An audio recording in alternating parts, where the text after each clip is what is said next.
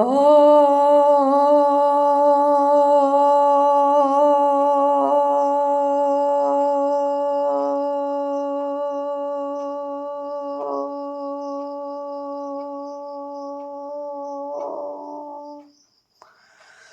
শান্তি। 27/9/2024 প্রাতঃমুরলি। ওম শান্তি। বাগদাদা মধুবন।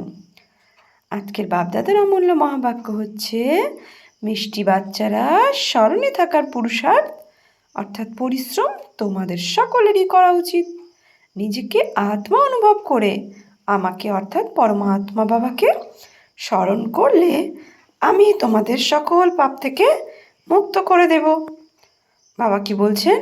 নিজেকে আত্মা অনুভব করে আমাকে অর্থাৎ পরম আত্মাকে অনুভব করলে, স্মরণ করলেই আমি তোমাদের সকল পাপ থেকে মুক্ত করে দেব। প্রশ্ন, বাবা কি বলছেন প্রশ্নে? সকলের সদ্গতির স্থান কোনটি, যার মহত্বের কথা সমগ্র দুনিয়ায় জানতে পারবে? প্রশ্ন, আবু ভূমি হলো সকলের সদ্গতি স্থান। বোর্ডে ব্রহ্মাকুমারী এর পাশে ব্র্যাকেটে তোমরা নিচে লিখতে পারো যে এটাই সর্বোত্তম তীর্থস্থান। সমগ্র দুনিয়ার সদ্গতি এখান থেকেই হয়।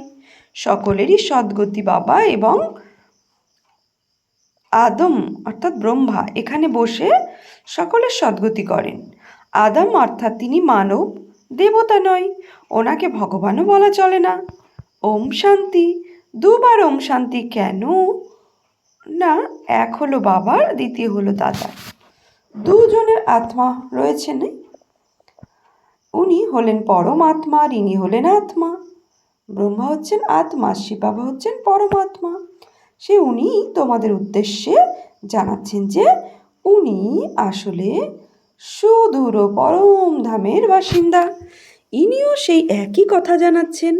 তাই বাবা যেমন বলেন ওম শান্তি, ইনিও তেমনই বলেন ওম শান্তি। শিব বাবা যেমন বলেন, ব্রহ্মাও তেমন বলেন, বাচ্চারাও তেমনই বলেন ওম শান্তি। অর্থাৎ আমরা আত্মারা সবাই শান্তিধাম নিবাসী, শান্ত স্বরূপ। এখানে আলাদা আলাদা হয়ে বসবে। একজনের অঙ্গ যেন নিজের নিজের বলছে কি, একজনের অঙ্গ যেন অপরজনের অঙ্গ স্পর্শ না করে। যেহেতু প্রত্যেকেই নিজের নিজের অবস্থা ও যোগের রাত দিনের প্রভেদ থাকে, প্রত্যেকের যোগের আর অবস্থার মনস্থিতির রাত দিনের প্রভেদ থাকে। কেউ হয়তো খুব ভালো স্মরণ করে, কেউ একেবারে স্মরণ করে না, তো এরকম বিভেদ থাকে, পার্থক্য থাকে। তো বাবা বলছেন, তো যারা একেবারেই স্মরণ করে না তারা হলো পাপ আত্মা, তমপ্রধান, আর যারা স্মরণ করে তারা হলো পুণ্য আত্মা, শতপ্রধান। অনেকটাই পার্থক্য হয়ে যায়, তাই না? বাড়িতে সবাই একসাথেই থাকলেও তফাৎ তো থাকবেই। সেই জন্যই ভগবতে অনুসারে নামগুলি করা হচ্ছে, যা কিন্তু আসলে এই বর্তমান সময় কালেরই। তাই বাবা বসে আসলে এই বর্তমান সময় কালেরই। তাই বাবা বসে বাচ্চাদের বোঝাচ্ছেন এসব হলো ঈশ্বরীয় চরিত্র। ভাগবত কথা থেকে ঈশ্বরীয় চরিত্রের কথা লেখা আছে, যেটা এই সঙ্গম যুগের প্রত্যেক আত্মার কাহিনী। তাই বাবা বলছেন, তো সব কিছুই ঈশ্বরীয় চরিত্র, যার কথা ভক্তিমার্গে গাওয়া হয়। সত্য যুগে তো কিছুই মনে থাকবে না, সব ভুলে যাবে। বাবা এখনই শিক্ষা প্রদান করছেন, সত্য যুগে তো এইসব একদমই ভুলে যাবে। পুনরায় দাপরে শাস্ত্র রচনা করবে আর রাজযোগ শেখানোর চেষ্টা করবে, কিন্তু রাজযোগ তো শেখাতে পারবে না। সেটা তো বাবা যখন সম্মুখে আসেন তখনই বসে এসে শেখান। তোমরা জানো যে কিভাবে বাবা রাজযোগ শেখাচ্ছেন। পুনরায় 5000 বছর পর এসে এইভাবে বলবেন, মিষ্টি মিষ্টি আত্মিক বাচ্চারা। এইভাবে কখনো কোনো মানুষকে বলতে পারে না। আর না দেবতারা দেবতাকে বলবে। এক আত্মিক পিতাই আত্মিক বাচ্চাদের বলেন, একবার পার্ট প্লে করলে পুনরায় 5,000 বছর পর এই পার্ট প্লে করবে, কেননা পুনরায় তোমরা সিঁড়ি দিয়ে নামতে থাকবে, তাই না? তোমাদের বুদ্ধিতে এখন আমি আদি অর্ধ মন্ত্রের রহস্য জ্ঞান, তোমাদের বুদ্ধিতে এখন আদি মধ্য অন্তের রহস্যের জ্ঞান আছে। তোমরা জানো যে সেটা হলো শান্তিধাম অথবা পরমধাম। আমরা ভিন্ন ভিন্ন ধর্মের আত্মারা সবই নম্বরের ক্রম অনুসারে সেখানে থাকি পরমধামে। সেকশন ওয়াইজ ভাগ করা আছে। তো যে যত যেমন এখন পুরুষার্থ করে সেই অনুসারে ওখানে গিয়ে আটকে যায়। তো বাবা বলছেন নম্বর ক্রম অনুসারে সেখানে থাকি নিরাকার দুনিয়াতে। যেরকম আকাশে স্টার্স দেখে থাকো কিভাবে দাঁড়িয়ে থাকে, এছাড়া আর কিছুই দেখা যায় না। উপরে কোনো জিনিস নেই, ব্রহ্মতত্ত্ব আছে। বাবা যেমন মুরলি শোনাচ্ছেন, মুরলি শুনতে শুনতে আমরা বুদ্ধির বলের দ্বারা ওই পরমধামে ওইভাবে স্টে করতে করতে থাকবো। ভিজুয়ালাইজ করব যে আমরা পরমধামে আত্মা বিন্দু নক্ষত্রের মতো আটকে থাকি। তাই বাবা সেটা বোঝাচ্ছেন আমরা কিভাবে থাকি। ও নিরাকারী দুনিয়া যেরকম আকাশে স্টার্স তারামণ্ডল দেখো কিভাবে দাঁড়িয়ে থাকে, তা এছাড়া আর কিছুই দেখা যায় না আকাশে। তার উপরে পরমধামে যেটা ব্রহ্মতত্ত্ব বলা হয়, কোনো জিনিস নেই, ব্রহ্মতত্ত্ব আছে। এখানে তোমরা ধরিত্রীর ওপর দাঁড়িয়ে রয়েছ, এটা হলো কর্মক্ষেত্র। এখানে এসে শরীর ধারণ করে কর্ম করে থাকো। বাবা বুঝিয়েছেন যে তোমরা যখন আমার থেকে উত্তরাধিকার প্রাপ্ত করো তখন 21 জন্মের কর্ম অকর্ম হয়ে যায়, কেননা সেখানে রাবণ রাজ্যই থাকে না। কর্ম করেও কর্মের প্রভাব থাকে না, অকর্ম হয়ে যায়। কর্ম করেও কর্তাপান ভাব থাকে না, সেটা অকর্ম হয়ে যায়। সেটা হলো ঈশ্বরীয় রাজ্য, যেটা এখন ঈশ্বর স্থাপন করছেন। বাবা বাচ্চাদের বোঝাচ্ছেন শিব বাবাকে স্মরণ করে স্বর্গের মালিক হও। স্বর্গ শিব বাবা স্থাপন করছেন, তাই না? তাই শিব বাবাকে আর সুখধামকে স্মরণ করো। সবাই প্রথমে শান্তিধামকে স্মরণ করো, তাহলে চক্রও স্মরণে এসে যাবে। বাচ্চারা ভুলে যায়, এই জন্য বারংবার স্মরণ করিয়ে দিতে হয়।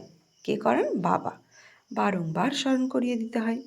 হে মিষ্টি মিষ্টি বাচ্চারা, নিজেকে আত্মা মনে করো আর বাবাকে স্মরণ করো। নিজেকে আমরা দুই ভ্রুর মাঝে এক সূক্ষ্ম জ্যোতিবিন্দু হীরের মতো উজ্জ্বল আত্মা মনে করছি নিজেকে। এই কান দিয়ে শুনছি আর মুখ দিয়ে কথা বলছি। আমি চৈতন্য শক্তি, আত্মা। তো বাবা কি বলছেন?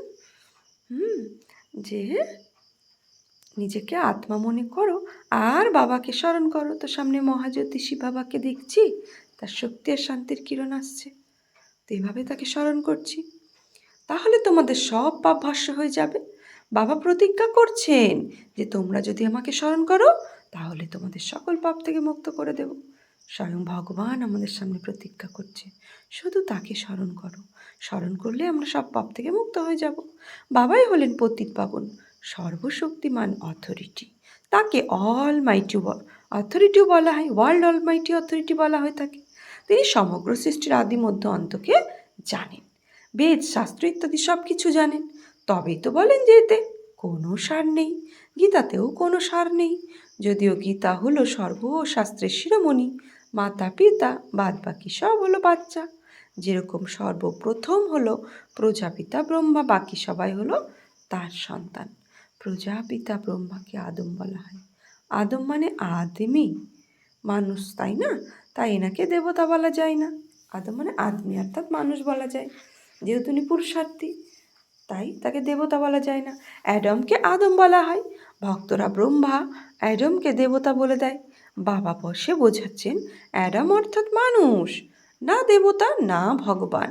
লক্ষ্মীনারায়ণ হলেন দেবতা, ডিজিটম দেবী রাজ্য থাকে প্যারাডাইস, বলছে স্বর্গে। নতুন দুনিয়া আছে, তাই না? সেটা হলো ওয়ান্ডার অফ দ্য ওয়ার্ল্ড। বাদ বাকি সেই সবই হলো মায়ের ওয়ান্ডার। দাপরের পর থেকে মায়ের ওয়ান্ডার্স তৈরি হয়। দাপরের পর থেকে কি হয়, ধীরে ধীরে মায়ের রাজত্ব তৈরি হয়। বাবা বলছে মায়ের ওয়ান্ডার্স তৈরি হয়। ঈশ্বরীয় ভাণ্ডার হলো হ্যাভেন, অর্থাৎ স্বর্গ, যেটা বাবাই স্থাপনা করেন। এখন স্থাপন হচ্ছে এই যে দিলবারা মন্দির, এর ভ্যালু সম্বন্ধে কারোরই কিছু জানা নেই। সাধারণ মানুষ যাত্রা করতে চাই, তো সব থেকে ভালো তীর্থস্থান হলো এটা। তোমরা লিখে থাকো যে ব্রহ্মাকুমারী ঈশ্বরীয় বিশ্ববিদ্যালয় আবু পর্বত। তো ব্র্যাকেটে এটাও লিখতে পারো, কি হবে, সর্বোত্তম তীর্থস্থান আবু পর্বত, সমস্ত আত্মার সদ্গতি স্থান। কেননা তোমরা জানো যে সকলের সদ্গতি এখান থেকেই হয়। এটা কেউ জানে না। যেরকম সকল শাস্ত্রের শিরোমণি হলো গীতা, সেরকমই সকল তীর্থের মধ্যে শ্রেষ্ঠ তীর্থ হলো আবু। তাহলে মানুষ পড়বে, অ্যাটেনশন যাবে তাদের প্রতি, আবু পর্বতের দিকে। সমগ্র বিশ্বের তীর্থগুলির মধ্যে এটা হলো সব থেকে বড় তীর্থ, যেখানে বাবা বসে সকলের সদ্গতি করেন। তীর্থ তো অনেক হয়ে গেছে, গান্ধীর সমাধিস্থলকেও তীর্থ মনে করে। সবাই গিয়ে সেখানে ফুল ইত্যাদি প্রদান করে, তাদের কিছুই জানা নেই। তোমরা বাচ্চারা জানো, তাই এখানে বসে তোমাদের হৃদয়ের আনন্দের বড়ই খুশি হওয়া চাই। আমরা হ্যাভেনের স্থাপন করছি, তো মনে মনে এই কথা শুনে আমাদের খুশি হওয়া চাই যে আমরা কি স্থাপন করছি, হ্যাভেনের স্থাপন করছি। স্বয়ং ভগবান সৃষ্টিকর্তা সহযোগী হয়ে তার সাথে করে কি হ্যাভেন স্থাপনা করছি। এখন বাবা বলছে নিজেকে আত্মা মনে করে আমাকে স্মরণ করো। বাবা বারবার একই কথা বলছে যে নিজেকে আত্মা মনে করে শুধু আমাকে স্মরণ করো। এই পড়াও খুব সহজ, কিছুই খরচা করতে হয় না। তোমাদের মাম্মার 1 পয়সা খরচা হয়েছে কি? বিনা কড়ি খরচ করে কত হুঁশিয়ার, নম্বর 1 হয়ে গেছে, রাজযোগিনী হয়ে গেছে, তাই না মাম্মার মতো আর কেউ হতে পারেনি। দেখো, আত্মাদেরকেই বসে বাবা পড়াচ্ছেন, আত্মাদেরই রাজ্য প্রাপ্ত হয়। আত্মারাই রাজ্য হারিয়েছে, দেবী রাজ্য ছিল, হারিয়েছে। এত ছোট আত্মা কত কাজ করে, খারাপের থেকেও খারাপ কাজ হলো বিকারে যাওয়া। আত্মা 84 জন্মের পার্ট প্লে করে। ছোট আত্মার মধ্যে কত শক্তি রয়েছে, সমগ্র বিশ্বের ওপর রাজত্ব করে। এই দেবতাদের আত্মার মধ্যে কত শক্তি। প্রত্যেক ধর্মের মধ্যে নিজের শক্তি থাকে, তাই না? খ্রিস্টান ধর্মে কত শক্তি, আত্মার মধ্যে শক্তি রয়েছে, তাই তো আত্মা শরীরের দ্বারা কর্ম করে। আত্মাই এখানে এসে এই কর্মক্ষেত্রে কর্ম করে, সেখানে খারাপ কর্তব্য হয় না। আত্মা বিকারী মার্গে যাই তখনই যখন রাবণ রাজ্য হয়। মানুষ তো বলে দেয় যে বিকার সর্বদাই আছে। তোমরা বোঝাতে পারো যে সেখানে বানর রাজ্যই নেই, বানরের মধ্যে সব থেকে কি মোহ থাকে, তো বলছে সেখানে বানর রাজ্যই নেই, তো বিকার কিভাবে আসবে? বানরের মধ্যে বিকার বেশি, তো সেখানে যোগ বল থাকবে, সত্যযুগে যোগ বল থাকবে। ভারতের রাজযোগ সুপ্রসিদ্ধ, অনেকেই শিখতে চাই, কিন্তু যখন তোমরা শেখাবে আর তো কেউ শেখাতে পারবে না। যেরকম মহর্ষি ছিলেন, কত পরিশ্রম করতেন রাজযোগ শেখানোর জন্য, কিন্তু দুনিয়ার মানুষ থোড়াই জানতো যে এই হঠযোগী রাজযোগ কিভাবে শেখাবেন। চিন্ময়ানন্দের কাছে কত মানুষ যায়, একবার যদি সে বলে দেয় যে সত্যিকারের ভারতের প্রাচীন রাজযোগ বিকেরা ছাড়া আর কেউ শেখাতে পারবে না, তো ব্যাস। কিন্তু এরকম নিয়ম নেই যে এখনই এই আওয়াজ উঠবে, সবাই থোড়াই বুঝবে, অনেক পরিশ্রম করতে হবে, শেষে মহিমাও হবে। বলে যে অহ প্রভু, অহ শিব বাবা, তোমার লীলা।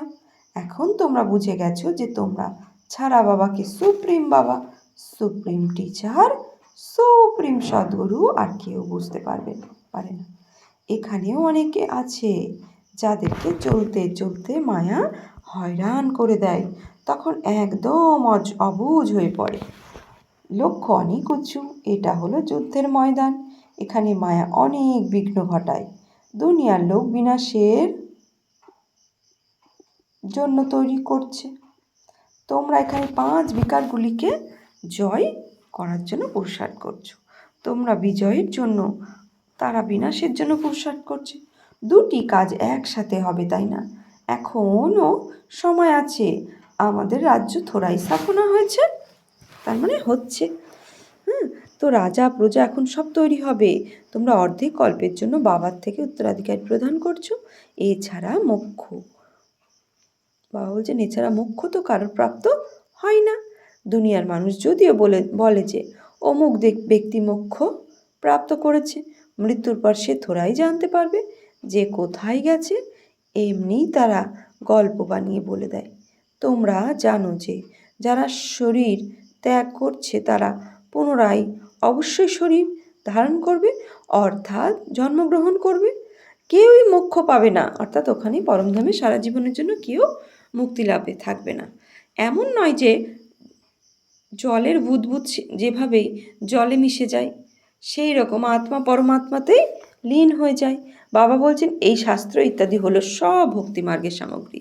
বাচ্চারা তোমরা সম্মুখে শুনেছ, গরম গরম হালুয়া খাচ্ছ, সম্মুখে শুনছ, আর বাবার থেকে গরম গরম অর্থাৎ মুরলি গরম গরম হালুয়া, অর্থাৎ ডাইরেক্ট বাবার থেকে মুরলি শুনছ। সব থেকে বেশি গরম হালুয়া কে খায়? ব্রহ্মা। ইনি তো একদম পাশেই বসে আছেন, শোনার সাথে সাথেই ধারণ করেন। তারপর ইনি উঁচু পদ পান, সূক্ষ্মবাতানে বৈকুণ্ঠ এনারই সাক্ষাৎকার করে। এখানেই ওনাকে সবাই দেখে এই চোখ দিয়ে। বাবা তো সবাইকে পড়াচ্ছেন, বাকি থাকলো স্মরণের পরিশ্রম। স্মরণে থাকা যেরকম তোমাদের ডিফিকাল্ট লাগে সেরকম এনারও লাগে। এতে তোমরাও কৃপা করার কথা, এতে তোমাদের বলছে এতে কোনো কৃপা করার কথা নেই, যে করবে আর পাবে। কৃপা কৃপা অর্থাৎ কার আর পা, শ্রীমত অনুসারে চলো আর পাও। শ্রীমত অনুসরণ করো আর পাও, তো এটাকে কৃপা বলে। বাবা বলছেন আমি লোন নিয়েছি, তার হিসেব নিকেশ শোধ করে দেব। এছাড়া স্মরণে থাকার পুরুষার্থ এনাকেও করতে হয়, ব্রহ্মাকেও স্মরণে থাকার পুরুষার্থ করতে হয়। ব্রহ্মার শরীরে এসেছে বলে ছাড় নেই। তো বাবা বলছেন বুঝতে পারি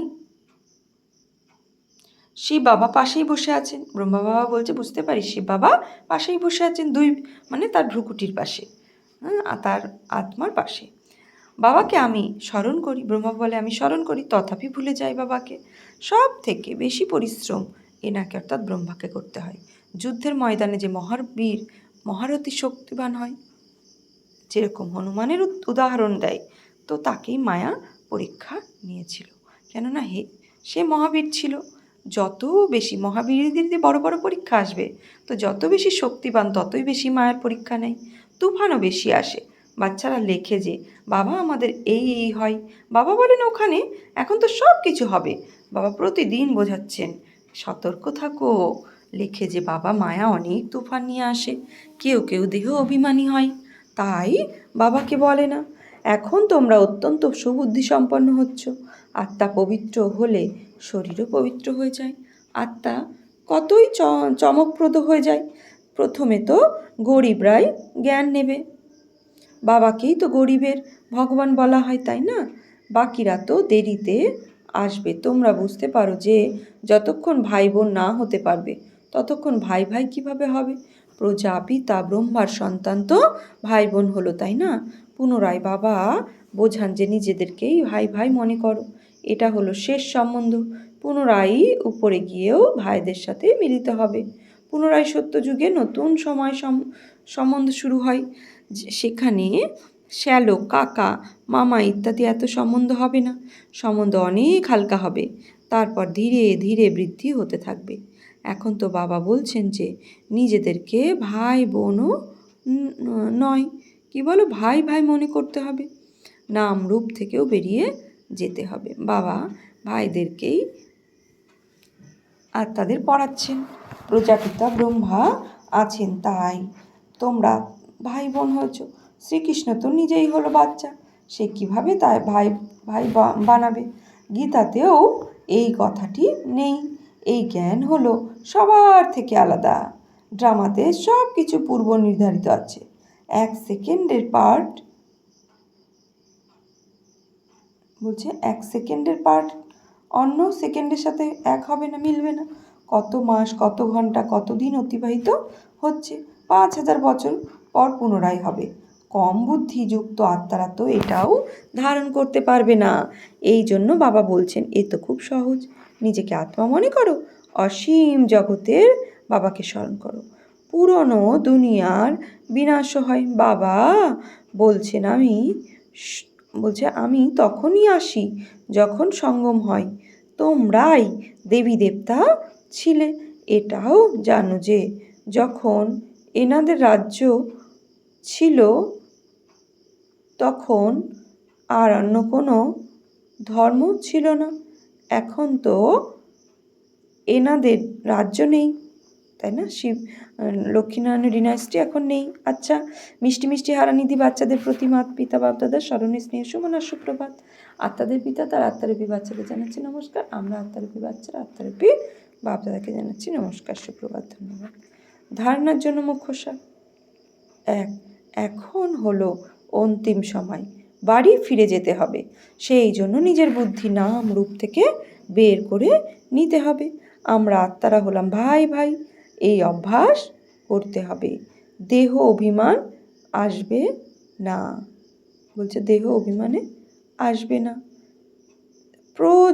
বলছে প্রত্যেকের স্থিতি আর যোগের মধ্যে রাত দিনের পার্থক্য রয়েছে, সেই জন্য আলাদা আলাদা হয়ে যেতে হবে।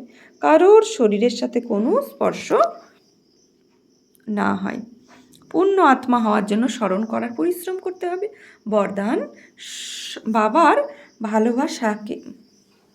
ভালোবাসায় নিজের মূল দুর্বলতাগুলিকে সমর্পণ করে দাও। আমি জ্ঞানিত আত্মা ভাব। বাবার ভালোবাসায় মূল দুর্বলতাগুলিকে সমর্পণ করে দাও। আমি হলাম জ্ঞানিত আত্মা। বাপ দাদা দেখছেন যে এখনো পর্যন্ত 5টি বিকারের ব্যর্থ সংকল্প মেজরিটির মধ্যে চলছে। জ্ঞানিত আত্মাদের মধ্যেও কখনো কখনো নিজের গুণ বা বিশেষ সত্ত্বের অভিমান এসে যায়। বাবা কি বলছেন? প্রত্যেকে নিজের মূল দুর্বলতা বা মূল সংস্কারকে জানো, সেই দুর্বলতাগুলিকে বাবার ভালোবাসার সমর্পণ করে দাও। এটাই হলো তার প্রমাণ। স্নেহী বা জ্ঞানিত আত্মারা বাবার ভালোবাসার ব্যর্থ সংকল্পকেও সমর্পণ করে দেয়। বাবার স্নেহ ভালোবাসায় ব্যর্থ সংকল্পও কী করে? সমর্পণ করে দেয়। স্লোগান, সমানের সিটের ওপর স্থির থেকে সকলকে সম্মান প্রদানকারী মাননীয় আত্মা ভব। সমানের সিটের ওপর স্থির থেকে সকলকে সম্মান প্রদানকারী হলো মাননীয় আত্মা ভব। তো আজকে আমি জ্ঞানিত আত্মা। ওম শান্তি।